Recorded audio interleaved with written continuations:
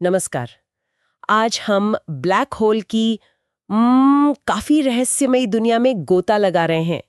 हमारे पास जो स्रोत हैं उनसे हम ये समझने की कोशिश करेंगे कि ये विशाल खगोलीय चीजें ये बनती कैसे हैं, बढ़ती कैसे हैं और इनका अंत क्या होता है। बिल्कुल, ये विषय है ही इतना दिलचस्प। और सोचिए, हमारी अपनी मिल्की वे गैलेक्सी, उसमें ही करोड़ों छोटे तारकीय ब्लैक होल हो सकते हैं। हाँ, ये संख्या वाकई चौंकाने वाली है, करोड़ों। कमाल की बात है ना? चलिए इसी पर और बात करते हैं।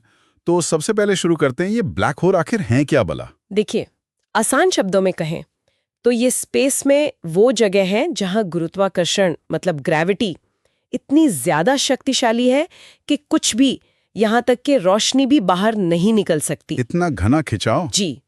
और गैलेक्सीज में देखें तो मोटे तौर पर दो तरह के मिलते हैं। एक तो वो जिन्हें तारकीय या स्टेलर ब्लैक होल कहते हैं, और दूसरे होते हैं super massive black hole, SMBH। अच्छा, ये तारके वाले ज्यादा आम है, मैंने सुना है। शायद ये बड़े तारों के मरने पर बनते हैं। हाँ, बिल्कुल सही। स्टेलर ब्लैक होल्स सबसे ज्यादा पाए जाते हैं। ये तब बनते हैं जब कोई बहुत बड़ा तारा, मतलब हमारे सूरज से कम 8 या 10 गुना ज्यादा भारी तारा, अच्छा। जब उसका ईंधन, उसकी फ्यूल खत्म हो जाती है, तो उसका जो अंदरूनी हिस्सा है, कोर, वो अचानक से अपने ही वजन से पिचक जाता है, ढह जाता है। ओह। और अक्सर इस प्रक्रिया में एक जबरदस्त धमाका होता है जिसे हम सुपरनोवा कहते हैं। सुपरनोवा, हाँ सुना है। तो अगर उस धमाके के बाद जो कोर बचा है वो हमारे सूरज के वजन से करीब करीब 3 गुना या उससे ज्यादा भारी है, तो वो गुरुत्वाकर्षण के आगे टिक नहीं पाता और सीधा ब्लैक होल बन जाता है। बाप रे, 3 गुना सूरज का वजन सिर्फ कोर का। और ये दूसरे वाले सुपरमैसिव, ये तो नाम से ही बहुत बड़े लगते हैं। अरे हाँ, ये तो असल दैत्य हैं। इनका वजन आप सोचिए, हमारे सूरज से लाखों गुना बल्कि अरबों गुना ज्यादा तक हो सकता है। लाखों से अरबों गुना? जी, और कमाल की बात यह है कि लगभग हर बड़ी गैलेक्सी जितनी भी हम जानते हैं, उनके ठीक बीच में केंद्र में एक ऐसा सुपर मैसिव ब्लैक होल बैठा मिलता है। हमारी अपनी मिल्की वे में भी है। हमारे यहाँ भी केंद्र में। हाँ बिल्कुल, जिसे सैजिटेरियस ए कहते हैं। अब सवाल ये उठता है कि ये शुरू में बने कैसे थे, इनके बीज कहाँ से आए? इस पर अभी भी काफी रिसर्च चल रही है, पक्का पता नहीं है। कोई अंदाजा? कुछ थ्योरीज हैं, जैसे एक कहती है कि शायद शुरुआती ब्रह्मांड में जब गैस के बहुत बड़े बड़े बादल थे, वो सीधे ही अपने गुरुत्वाकर्षण से सिकुड़कर ब्लैक होल बन गए। सीधे गैस से? हाँ, या फिर ये हो सकता है कि जहां तारों की बहुत भीड़ थी, वहां तारे आपस में टकराएं, मिल गए और एक बहुत बड़ा तारा बना जो फिर ब्लैक होल बन गया। एक और संभावना है कि बिग बैंग के फौरन बाद ही कुछ आदिम प्रिमोर्डियल ब्लैक होल बन गए हों। अच्छा, ये तो इनके बनने की बात हुई, पर ये इतने विशाल कैसे हो जाते हैं? लाखों करोड़ों सूर्यों जितना भारी, ये बढ़ते कैसे हैं? इनके बढ़ने के 2 मुख्य तरीके हैं। पहला कहलाता है अभिवृद्धि या अक्रीशन। अक्रीशन? हाँ, इसमें ये अपनी जबरदस्त ग्रेविटी से अपने आसपास जो भी चीजें हैं, गैस, धूल, यहां तक के पूरे तारे, उन्हें अपनी तरफ खींच लेते हैं। सब कुछ निगल जाते हैं लगभग। और जैसे जैसे ये सामान अंदर की तरफ गिरता है, वो घूमने लगता है और एक बेहद गर्म चमकती हुई डिस्क जैसी चीज बनाता है। इसे कहते हैं अभिवृद्धि डिस्क। अच्छा, वो डिस्क? ये डिस्क इतनी ज्यादा गर्म हो जाती है कि इससे भयानक मात्रा में रेडिएशन निकलता है, एक्सरेज वगैरह। यही वो चीज है जिसे हम कभी-कभी सक्रिय गैलेक्टिक नाभिक, AGN या क्वाज़र के रूप में देखते हैं। शुरुआती ब्रह्मांड में ये बहुत आम थे। ओह, तो ये क्वासर असल में ब्लैक होल के खाने की वजह से चमकते हैं? बिल्कुल, उनके आसपास की अभिवृद्धि डिस्क की वजह से। ठीक है, ये हुआ एक तरीका, आसपास की चीजों को खींचना। और दूसरा तरीका आपने कहा था 2 हैं। दूसरा तरीका है विलय, यानी मर्जर्स। विलय मतलब मिलना? हाँ, जब 2 गैलेक्सीज आपस में टकराती हैं और धीरे धीरे मिलकर एक बड़ी गैलेक्सी बन जाती हैं। हाँ, ऐसा तो होता रहता है ब्रह्मांड में। बिल्कुल, तो उनके केंद्र में जो सुपर मैसिव ब्लैक होल होते हैं, वो भी एक दूसरे के करीब आते हैं, चक्कर लगाते हैं और आखिरकार वो भी आपस में मिल जाते हैं। ओह, 2 ब्लैक होल मिलके एक? हाँ, और इससे एक और भी ज्यादा बड़ा, ज्यादा विशाल सुपर मैसिव ब्लैक होल बन जाता है। और ये जो विलय होता है, ये बहुत जबरदस्त घटना होती है। इससे स्पेस टाइम में लहरें पैदा होती हैं, जिन्हें हम गुरुत्वाकर्षण तरंगे कहते हैं। लाइगो और विर्गो जैसे डिटेक्टर इन्हें पकड़ भी चुके हैं। कमाल है। लेकिन यहाँ एक सवाल मेरे मन में आ रहा है, अगर ब्लैक होल से रोशनी भी बाहर नहीं आ सकती तो हम उन्हें हमें पता कैसे चलता है कि वो सच में वहां है? उन्हें देखा तो जा नहीं सकता। बहुत जरूरी सवाल है ये।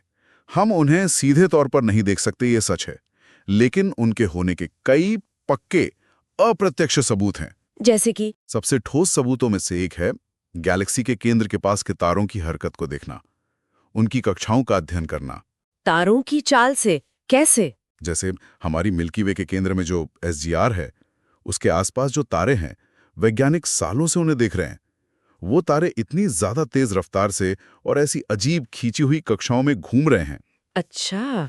कि उनकी ऐसी चाल तभी मुमकिन है जब वहां केंद्र में कोई बहुत बहुत भारी लेकिन दिखाई ना देने वाली चीज मौजूद हो, और वो चीज सिर्फ एक सुपरमैसिव ब्लैक होल ही हो सकती है। ओह, तारों के नाचने के ढंग से पता चल गया। बिल्कुल। और इसी काम के लिए SGR के आसपास तारों की कक्षाओं का पता लगाने के लिए 2020 में फिजिक्स का नोबेल पुरस्कार भी दिया गया था। वाह! और क्या सबूत है? सिर्फ तारों की चाल ही? नहीं, और भी हैं। जैसे मैंने पहले बताया, कुछ गैलेक्सीज के केंद्र से निकलने वाली वो तेज रोशनी और शक्तिशाली जेट धाराएं जो AGN और क्वेजर में दिखती हैं, ये भी ब्लैक होल के आसपास की अभिवृद्धि डिस्क का ही नतीजा है। हाँ, वो जेट्स। और फिर हाल के सालों में एक बहुत बड़ी कामयाबी मिली है इवेंट होराइजन टेलीस्कोप EHT नाम के प्रोजेक्ट ने। EHT, हाँ, मैंने सुना था इसके बारे में। उन्होंने दुनिया भर के रेडियो टेलीस्कोप को जोड़कर एक तरह का वर्चुअल टेलीस्कोप बनाया जो पृथ्वी जितना बड़ा है। वाह! और उसकी मदद से उन्होंने 2 ब्लैक होल के इवेंट होराइजन के ठीक बाहर की छाया की सीधी तस्वीर ले ली। सीधी तस्वीर ब्लैक होल की? हाँ, एक तो M87 नाम की गैलेक्सी के केंद्र में जो विशाल ब्लैक होल है उसकी, और दूसरी हमारे अपने मिल्की वे के SGR-A की। ये असल में ब्लैक होल के अंधेरे हिस्से की परछाई हैं, जो उसके पीछे की या आसपास की रोशनी पर पड़ती है। ये एक तरह से ब्लैक होल के होने का सबसे सीधा सबूत है जो हमें मिला है। ये तो वाकई कमाल है। अब हम उनकी छाया देख सकते हैं। अच्छा, भविष्य की बात करते हैं। इनका आगे क्या होता है? क्या ये हमेशा ऐसे ही बढ़ते रहेंगे, चीजों को निगलते रहेंगे? देखिए, काफी लंबे समय तक तो हाँ यही होगा, जब तक उनके आसपास निगलने के लिए पदार्थ, गैस, धूल, तारे मौजूद हैं, वो उसे खींचकर और बड़े होते रहेंगे। हमारा SGA? वो भी। हमारा SGA अभी तो ज्यादातर शांत है, ज्यादा कुछ खा पी नहीं रहा है, लेकिन भविष्य में अगर कोई बड़ा गैस का बादल या कोई तारा भटक कर उसके ज्यादा पास पहुंच गया तो वो फिर से सक्रिय हो सकता है, फिर से चमकने लग सकता है। अच्छा। और बड़े पैमाने पर देखें तो जैसे जैसे भविष्य में गैलेक्सीज आपस में मिलती रहेंगी, उनके केंद्रीय ब्लैक होल भी मिलते रहेंगे और बड़े होते जाएंगे। और बहुत बहुत दूर के भविष्य में, अरबों खरबों साल बाद, जब शायद तारे भी जलकर खत्म हो जाएंगे, तब क्या होगा इनका? हाँ, ये ब्रह्मांड के बिल्कुल अंत के पास की बात है। एक सिद्धांत है जिसे स्टीफन हॉकिंग ने दिया था, हॉकिंग रेडिएशन। जी। ये सिद्धांत कहता है कि ब्लैक होल असल में पूरी तरह काले नहीं होते। क्वांटम इफेक्ट्स की वजह से वो बहुत बहुत ही धीमी गति से कणों का उत्सर्जन करते हैं और इस तरह धीरे धीरे अपना द्रव्यमान खोते हैं, वाष्पित होते हैं। ब्लैक होल वाष्पित होते हैं? हाँ, लेकिन ये प्रक्रिया अविश्वसनीय रूप से धीमी है, खासकर सुपरमैसिव ब्लैक होल के लिए। उन्हें पूरी तरह वाष्पित होने में खरबों खरबों साल, शायद 10⁻100 साल या उससे भी ज्यादा लग सकते हैं। ये समय इतना ज्यादा है कि हम कल्पना भी नहीं कर सकते। बाप रे, लगभग हमेशा के लिए रहेंगे ये तो? व्यवहारिक रूप से हाँ, हमारी समझ के हिसाब से तो बहुत लंबे समय तक। वाह।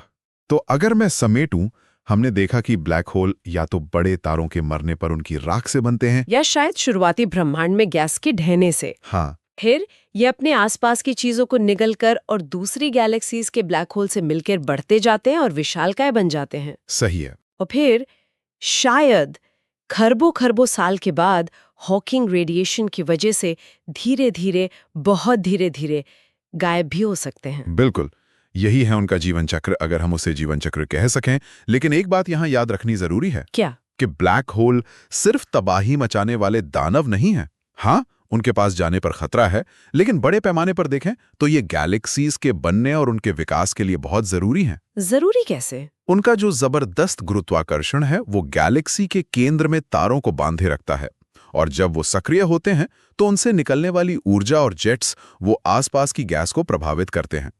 कभी वो गैस को हटाकर नए तारे बनने से रोकते हैं, तो कभी शायद गैस को कंप्रेस करके नए तारे बनने में मदद भी करते हों। मतलब वो गैलेक्सी के पूरे इकोसिस्टम को रेगुलेट करते हैं। अच्छा, तो ये सिर्फ विनाशक नहीं बल्कि निर्माता या नियंत्रक भी हो सकते हैं एक तरह से। हाँ, ब्रह्मांड के विकास और संरचना में उनका एक अभिन्न अंग है।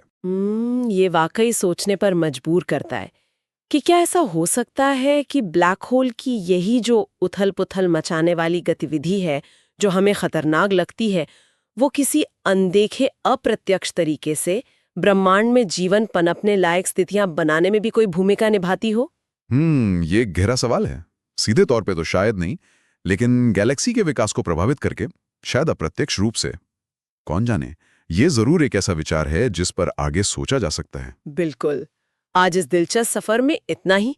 अगली बार फिर मिलेंगे एक नए विषय के साथ।